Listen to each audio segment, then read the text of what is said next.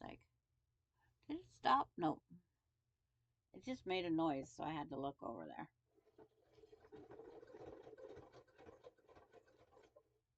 Because it's not the battery. But to press these open,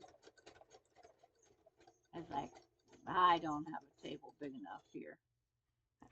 And it's like the ironing board would be, but you guys don't need to see the pressing. I don't think.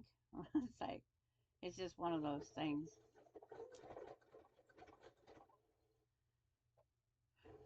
I've been gonna do this video for quite a while now. Today I decided, just do it, get it over with. I have nothing else to do. It's 90 some degrees, lack of rain. We are very hot, dry. I'd like to have a little bit of rain, but it's like we can't get it unless they give it to us. So last night I did an experiment because I'm always cold. I raised my air conditioning temp up, and it's like it wasn't kicking on as often, so I had that dead air, and that dead air is not what I like. So I would have to put more fans in my house. But this is the same batting that, because I buy queen size battings, and then most of my quilts are full size. And being as part of this was not under my long arm, because my long arm is only has a 48-inch quilting area. I plan my quilts to fit in there. My bigger quilts I send out, or I go rent the local long arm, but getting time available on that anymore. I have to go in between retreats, and I'm not a fan of, it's like, I'm not a good scheduler, because it's like, I never know if I'm going to wake up with a migraine.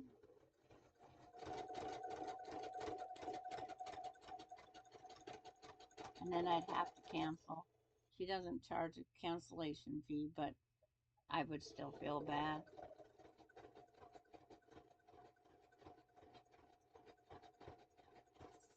But to remind you that I'm putting on the batting on the side where the quilt as you go border is being added. And I'm using a quilt as you go technique because my long arm only does 48 inches. And I didn't plan it to do it in two parts, because if I would have, or which I could have, I could have did it in two. But it's hard for me to always plan everything as I go. I think of things after the fact.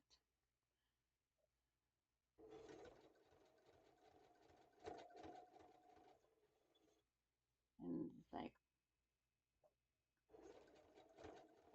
sometimes just the whole thought process helps. Because it's like, long time ago, when I was just tying quilts, long time ago, which was like less than 6 years ago, I rented a long arm, or I tied. I am not a free motion under this little tiny, this is my fanciest sewing machine I have. It's a brother off a Walmart shelf. And it's like, I try to plan. I have so many UFOs right now. I got them everywhere. But they're getting done. Going from unfinished to finished. Even if they sit in the closet, because a lot of these are just quilts of memory, or somebody's already spoken for them, but it's like, hold them until I get a place of my own, or no more dogs, and there's all sorts of little things, reasonings.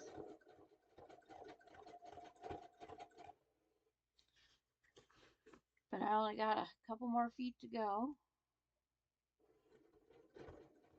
of marrying the two. And then I'll try to show you the best I can.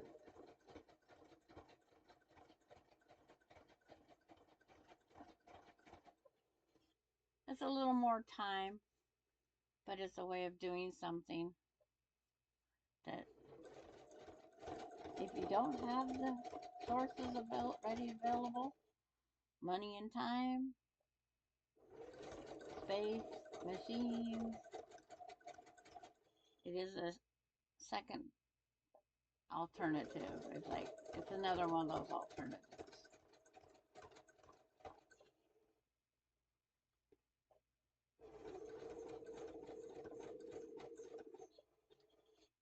And see if it'll reverse on that zigzag, which it will, because I'd rather tack it as I take it out from underneath the needle.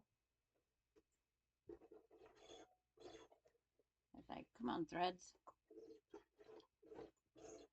I have a thread not wanting to undo. There's always something. When you get on the camera, anything that can go wrong does go wrong, will go wrong. I'm sure everybody just seen Bailey poke her head in here. That's my daughter's dog. Okay, so see, these are married together. It's the batting on this side, the backing in the back border, and the front border are just here beside. I'm going to trim this off kind of so I don't have this big tail.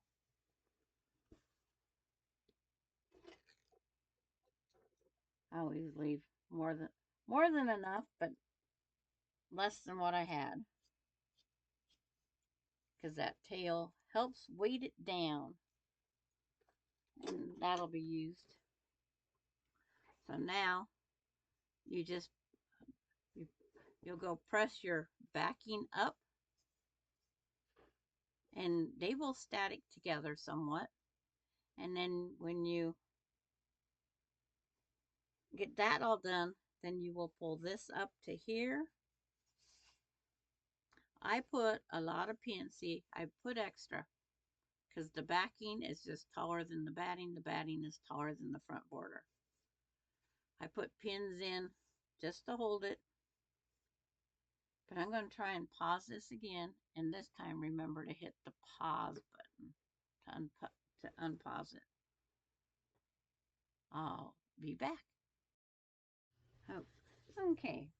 I went out and I pressed, and it's like, press the back to the front, and now you do the extra pinning. It's like, I'm gonna unplug this to get more table space. That's portable sewing machines are made to be moved. And then I'm trying to remember where I put my black threads, my black bobbins. I found everything I was hunting for, and then I moved them somewhere. But you just lay it out. Now that it's all pressed, it's pretty much static to itself. It's like, and just do a lot of pins.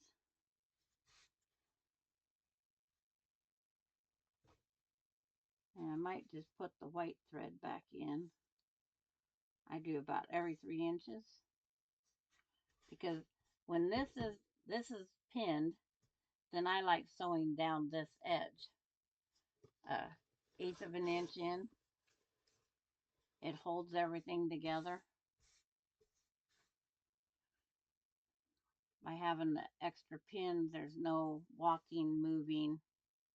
I don't use pins often, but it's like there's times you don't want it to turn, you don't want it to wiggle. There's just times that pins are a necessity.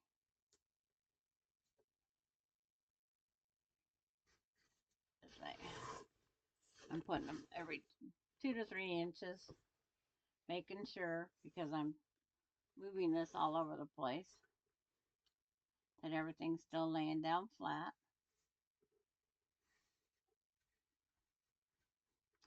And of course, they buckle every now and then. But it's like, it just takes a little time. It's like I could even go a pin every 10 inches because I have these black sashings. And then go back and pin in the middle, pin in between those, split it up in the 4 sections. It just helps keep everything a little flatter, a little smoother. All my quilts are utility quilts. They're not show quilts. Mine are to be used. And it's like when you're out on the ironing board, that would be the best time to do it. Pin as you press.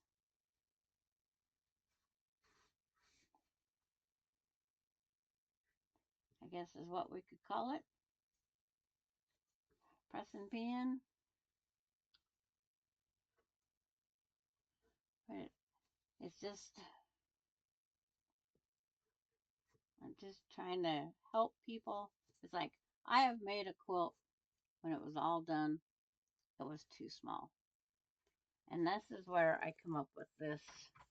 Instead of a wide, wide binding, I says, why not? Because I did a quilt as you go quilt, which didn't have any luck finding what I was hunting for at the time on YouTube. I improvised the best I could. And it's like when I was trying to figure out how to make that quilt bigger, I says, I just did it. I just did all of this quilt as you go. So, means it wasn't as wide as I wanted it. And they said that we didn't need a border, and I felt it needed a border. So, all the purposes, I make sure that the back's pulled out.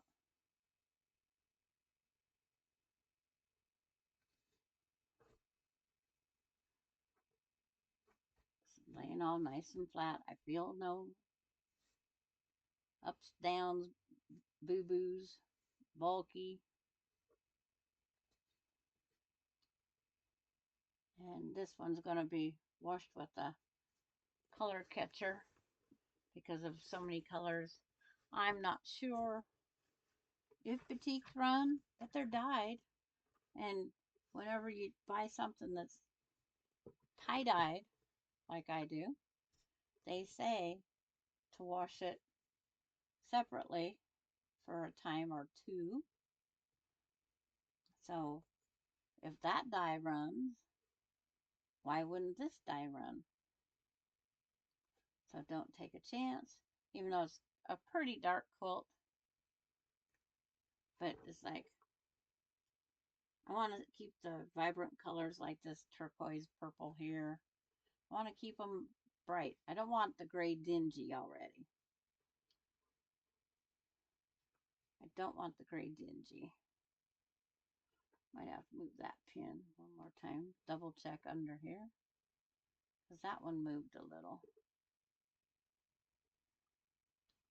It's like, was my hand caught? It's like, or did the pin push it? I'm putting the pins so when I do top stitch, I can pull out the fabric or the pins. This way, pin cushion. That way I don't have them everywhere.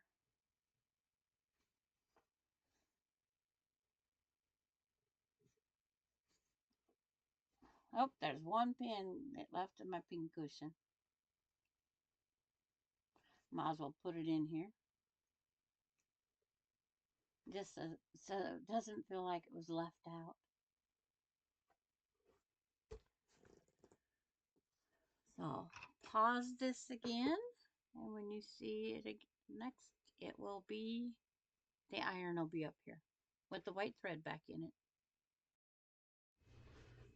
As I was pausing it, I go, why did I say iron? The sewing machine is back up. It's like, don't ask me. Sometimes we think one thing and say another. So now I'm going to just go over here and do 1/8, quarter, because I can trim off if I need. So it'll be a little bit more than 1/8, but less than 1/4, because the binding will go back on there. Make sure I don't unthread it, because I just threaded it. Enlarge the stitch, because it is just a basting stitch. Oh, get my pin cushion over here.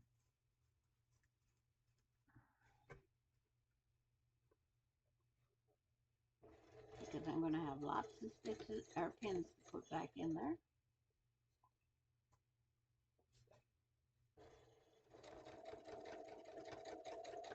And one thing you also got to remember is your back material will walk because the feed dogs is pulling it. So always try to keep pressure in a couple spots, because I've had that walk before and then that's not good, because you get a pleat, I guess is what we would call it, a pleat.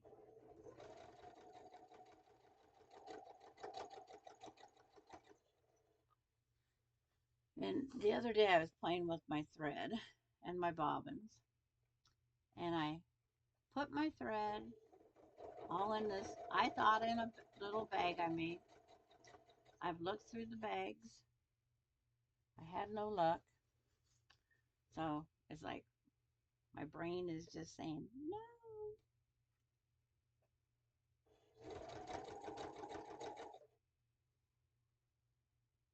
And there's going to be a pleat right there. It's like trying to get some of it to walk.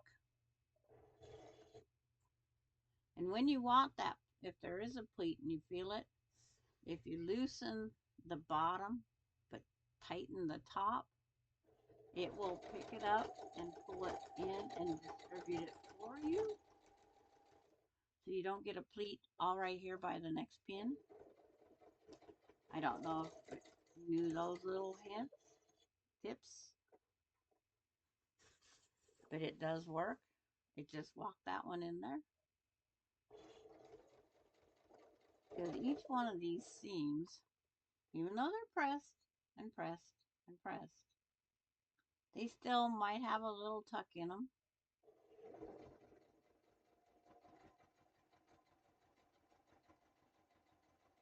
And it's like some of my batting went right down to the edge of my fabric. And I cut it all at 6. Everything measures. And why? I have no idea. Because I don't feel it bulked up anywhere.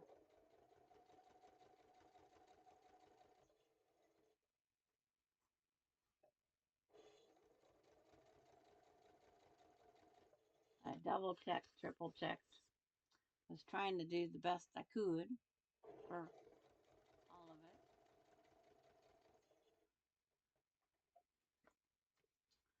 it. And I will never say I'm a perfect quilter. I will never say I'm a professional. I am a quilter. I am a grandma. I am a great grandmother. Mother of 3. Grandma of 6 plus my 2 foreign exchange student grandkids. So 8. I have 5, almost 6 great grandkids. great grandkids because one's due in like 30 days. That's her due date. And it's just one of those things.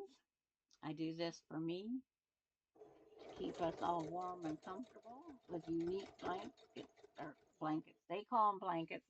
They're quilts. I got to trying to teach them, working on the great grandkids. If I can get the great grandkids to call them a quilt, then maybe they can teach their parent.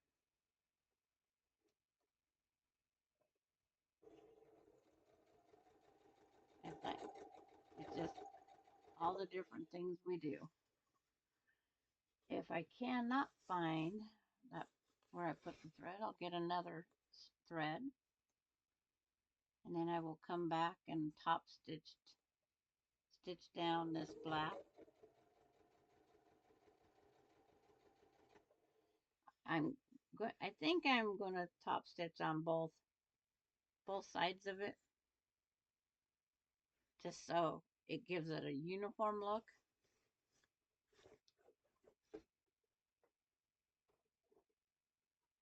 It's an extra stitching, extra time, but it's worth it, I would say.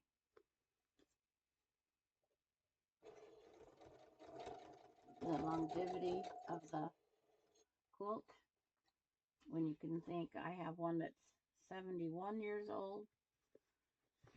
I don't use it anymore. It's retired, but it's heavy and it's wool on one side, cotton on the other. And what it has got for batting, we'll never know because I'm not going to take it apart. I'm not going to peek. I just said, whatever great grandma did, great grandma did. I'm not going to doubt her because there's all different techniques. We have people that are trying to shortcut them and make them more modern. Do the modern quilts stay together as fast? I don't know. I made my first batik quilt. I gifted to Austin, and I've had to repair it more than any quilt I own. And what happened on the batik, and this is a batik quilt again, and again, this is caught Austin's eye. I guess he likes the batiks, as I think it's such a tight woven that the machine stitching, when I had to repair it, it was just like where I stitched it, it ripped it. So it made every block a 1/4 inch off. So when I had to replace a couple blocks in his quilt, I had to remove the whole block because it was now short.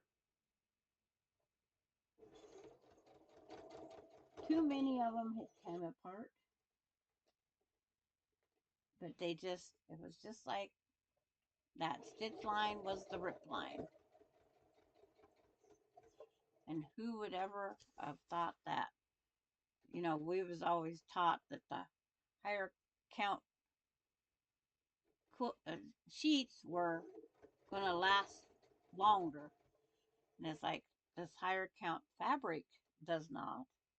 Is it the chemicals? Is it the stitching? Was the stitch line just the rip line? Did it help push that? We'll never know.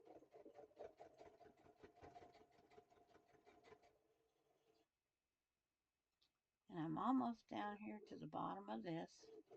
And being I have to add one more side, and then I'll come back and do the top. And then the tops, there's going to be cornerstones that I put on the top. So I'm going to pause this again.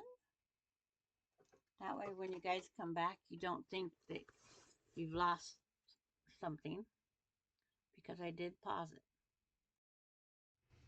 Okay, black thread was found. I just didn't look very well. The foot pedal always moves. even on carpet. So now I'm going to go back up here, pull it clear to the top again, and I'm going to start doing those stitches. It's like, which one do I want to do first? I'm still going to put my hands side to side like I'm going to free motion, but I don't free motion.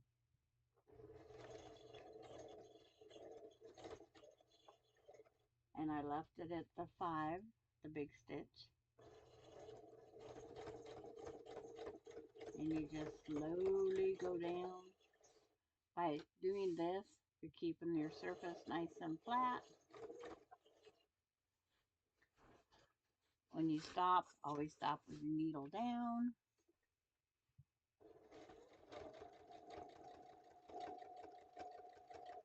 And this will be a two-parter because somebody didn't know how to unpause the first video.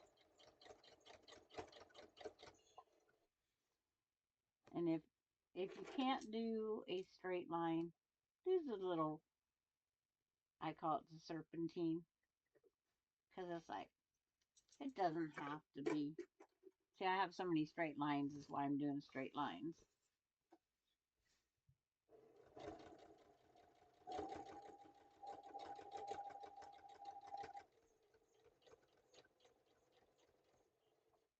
And I might be doing the chugga chugga chugga. It's like, no need for speed. Unless you have a goal of a couple hundred quilts before you die. I don't know. I don't even. It's like, yes, I have did, I think, 4 this year. But they were smaller ones. I have made several blocks. But it's like,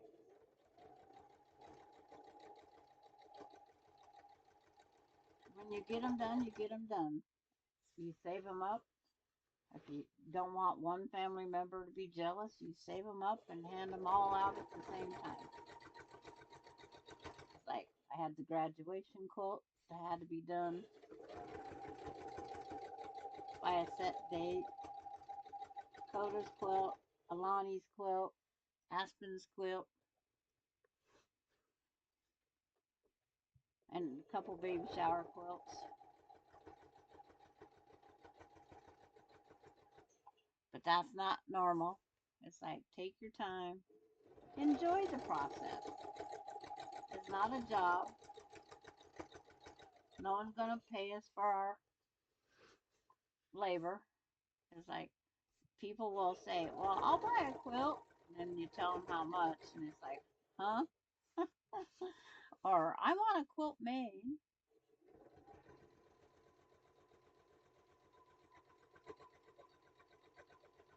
They don't realize the time that goes into making one. It's like, there's YouTube video on this top. And then when I was done, these pieces are just pieces that are left from the fat quarter, the yardage, whatever I cut up. Because this started out with, I think, 10-inch squares. And I don't buy 10-inch squares. I buy fat quarters and yardage. I don't buy strips. I make my own.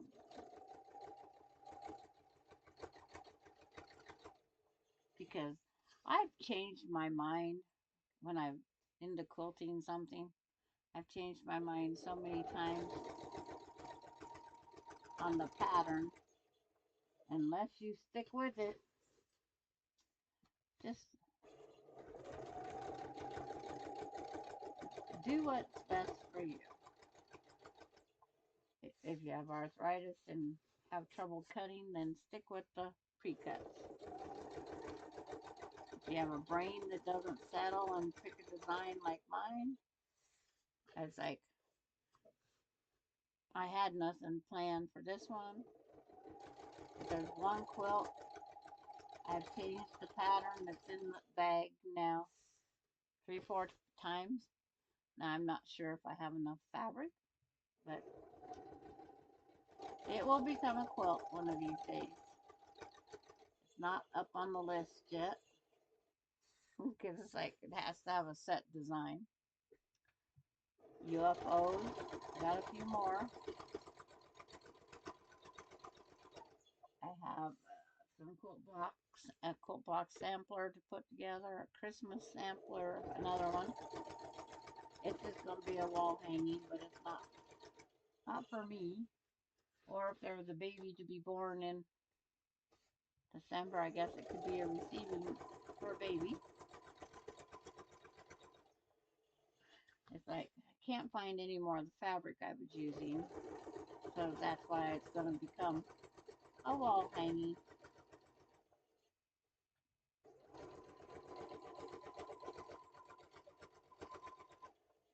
Going these big stitches, you go down this pretty fast. But I have to do it one more time. I have to do it all over again. And then I have the other side, top and bottom, cornerstones. But they're not all ready to go. So baby steps, baby steps. And you guys can watch them at your leisure. Oops. I don't want to have to rethread that. Where's my top thread? Black thread is a little thicker. They say it's no different, but I believe 100% it is a little thicker. It doesn't like going through the needle. The eye of the needle is easily. And all these top stitches is reinforcing the batting. I do have to remind you of that. It is reinforcing the stabilization of this piece of batting over here. It will not move.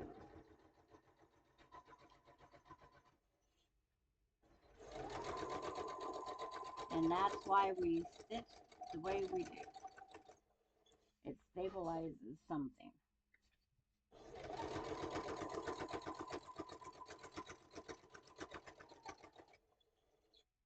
And if you don't like your quilt when you're all done and over with, you have some yardage, make a jacket, make a table topper. It's like whatever.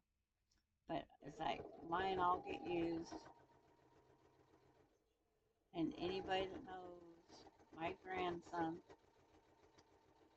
every quilt that I make, it's like, I like it, it's mine. So him and my daughter are having quite the go around on who gets what. I says, until I'm gone, you have no worries. It might not be here. But Austin asked me to hold this one here for him. And he says, when he gets more used to this adulting, he will have no more dogs. When they're gone, they're gone. They're time consuming, the hair. He says, love them to death, but he says they don't, their hair don't like black, and he does.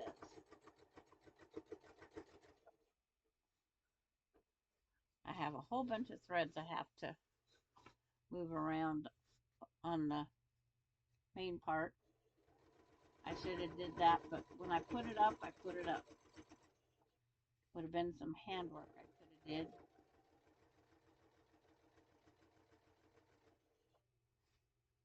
But it's like, just didn't think about it.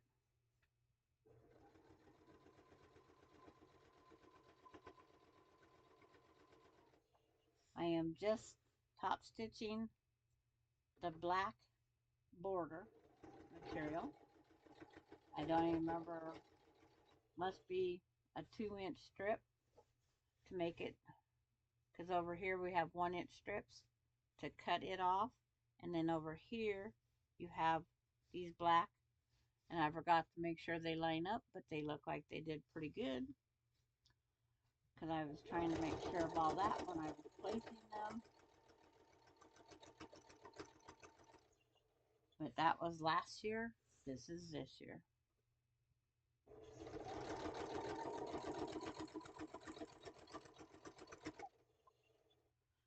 It's like you could use your walking foot. I don't. I have one. I do have one. It looks really pretty in the box. It's not even here near me. It's in the other room in the old sewing cabinet.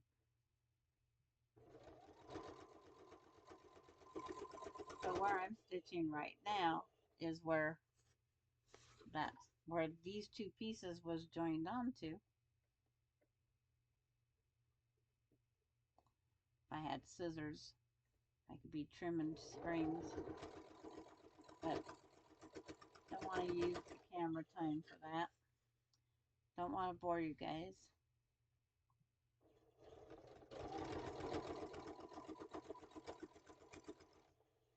And when I go to put the cornerstones on, when I get the other side done, and I go to put the cornerstones on, I will video that again. So there'll be at least 3 parts to this. You can watch the first 2 so you can practice. And practice on a table, pot holder. Make a pot holder bigger. Make a table runner bigger. I'll go down a little further. Turn, release, and cut. And so this is, they're on a string. So this is all secured. We just did the back border, the front border. You can call them borders. They are top stitched. The adding was added to it, pressed up, pinned. Then I base stitched out here to hold the pieces all together while I'm working with it. And then I just top stitched on each side of this black line. And so next will be the other side. Trim these up, and then I'll bring back video number 3. Thank you for watching. And it's like, I hope you try this technique. It's easy, and have confidence in yourself. I did it, you can do it. Thank you. Bye.